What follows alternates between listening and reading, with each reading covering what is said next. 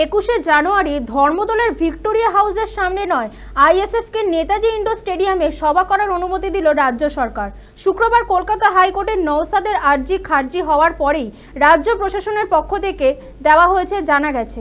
এরপরেই আইএসএফকে নেতাজি ইন্ডোরে সভা করার জন্য উৎসাহ দিয়েছেন কলকাতা হাইকোর্টের প্রধান বিচারপতিও।